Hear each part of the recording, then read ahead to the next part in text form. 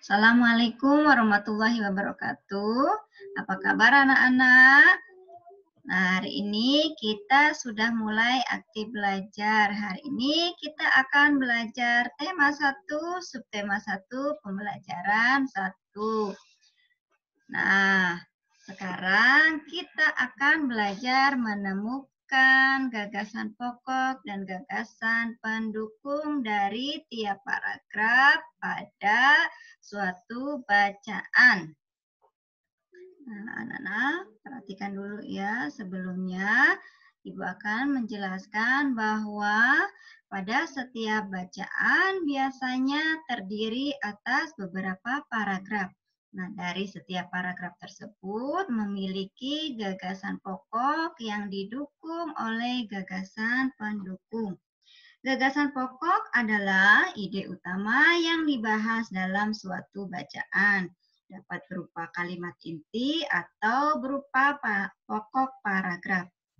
Gagasan pendukung adalah uraian atau tambahan informasi untuk gagasan pokok. Perhatikan teks bacaan berikut ini. Nah, teks bacaan ini berjudul Pawai Budaya. Pawai budaya sangat menarik bagi warga Kampung Babakan. Pawai ini selalu menampilkan keragaman budaya Indonesia.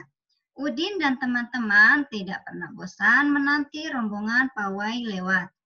Tahun ini mereka datang ke alun-alun untuk melihat pawai tersebut. Kakek Udin pun terlihat sabar menanti. Terdengar suara gendang yang menandakan rombongan pawai semakin dekat. Nah, Ibu hanya membaca satu paragraf saja ya. Nanti kalian lanjutkan membacanya di buku kalian yang kemarin Ibu bagikan. Sebelum menentukan gagasan pokok dan gagasan pendukung, Ibu jelaskan lagi bahwa gagasan pokok adalah ide utama yang dibahas dalam suatu bacaan, bisa berupa inti kalimat ataupun berupa pokok paragraf. Nah, gagasan pokok ini biasanya ada di awal kalimat. Tetapi ada juga yang di akhir kalimat ataupun ada di tengah-tengah kalimat. Tetapi kebanyakan terdapat di awal kalimat.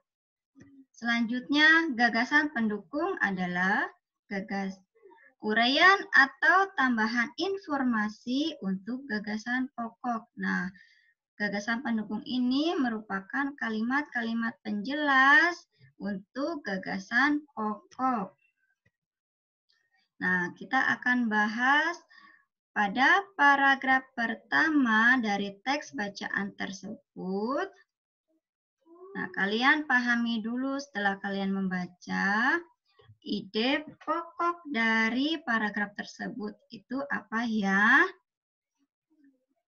Ya, ide pokok dari ide atau inti atau ide utama pada paragraf ini adalah bahwa pawai budaya itu sangat menarik di Kampung Babakan. Nah, kalimat yang menandakan bahwa pawai budaya ini sangat menarik di Kampung Babakan itu terdapat pada kalimat berapa ya? Ya, betul. Itu terdapat di kalimat pertama. Maka kalimat pertama pada paragraf ini merupakan gagasan pokok. Kenapa? Karena pada kalimat pertama menjelaskan atau menerangkan bahwa pawai budaya sangat menarik. Kemudian untuk kalimat selanjutnya itu merupakan gagasan pendukung karena kalimat-kalimat tersebut menjelaskan gagasan pokok. Nah, sekarang Ibu akan membahas lagi untuk paragraf yang kedua ini. Coba anak-anak perhatikan paragraf ini. Nah, dari paragraf kedua ini, coba kalian tentukan ide pokoknya atau ide utamanya. ide utamanya itu apa? Ayo. Nah, ide utamanya adalah bahwa rombongan pada barisan pawai yang ada di depan itu adalah dari Maluku. Nah, kalimat yang menandakan adanya rombongan barisan pawai terdepan dari Maluku itu adanya di kalimat berapa ya? Ya, betul. Adanya di kalimat pertama. Maka kalimat pertama yang berbunyi di barisan pawai terdepan terlihat rombongan dari Maluku itu merupakan gagasan pokok. Sedangkan kalimat selanjutnya merupakan gagasan pendukung. Dari materi yang Ibu jelaskan, apakah anak-anak sudah jelas semua atau belum? Kalau sudah jelas, Ibu akan lanjutkan. Nah, sekarang Ibu akan membahas peta pikiran. Nah, dari gagasan pokok dan gagasan pendukung yang sudah Ibu sampaikan tadi, kita akan membahas tentang peta pikiran untuk menentukan gagasan pokok dan gagasan pendukung, kemudian dituliskan dalam bentuk peta pikiran. Nah, peta pikirannya berupa ada gagasan pokok, kemudian ada gagasan pendukung. Nah, gagasan pendukungnya bisa menyesuaikan dari kalimat yang ada di gagasan pendukung.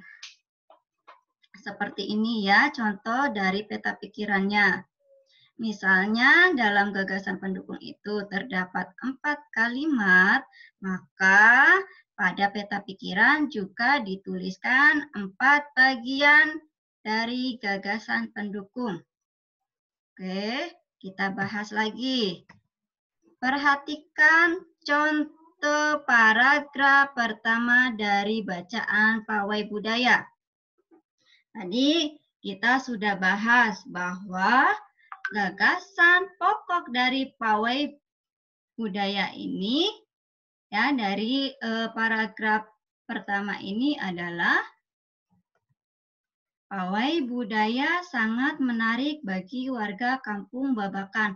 Nah, pada paragraf ini ada 5 gagasan pendukungnya. Nah, gagasan pendukungnya dimulai dari kalimat kedua. Kita tulis di sini. Nah, pawai ini selalu menampilkan keragaman budaya Indonesia. Kemudian, gagasan pendukung yang kedua, Udin dan teman-teman tidak pernah bosan menanti rombongan pawai lewat. Selanjutnya, tahun ini mereka datang ke alun-alun untuk melihat pawai tersebut. Selanjutnya, kakek Udin pun terlihat sabar menanti. Nah, gagasan pendukung yang terakhir kita tuliskan terdengar suara gendang yang menandakan rombongan pawai semakin dekat. Yo, anak-anak, sudah jelas atau belum? Nah, kalau sudah jelas, Ibu akan lanjutkan lagi. Oke, ya. Nah, sekarang tugas kalian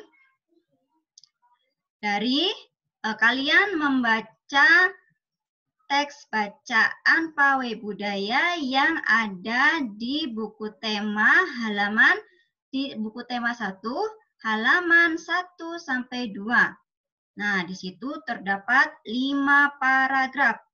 Tadi Ibu sudah membuat contoh 2 paragraf. Nah, nanti tugasnya kalian tinggal melanjutkan saja dari paragraf 3, 4, dan 5. Tugas kalian buatkan peta pikiran yang berisi tentang gagasan pokok dan gagasan pendukung.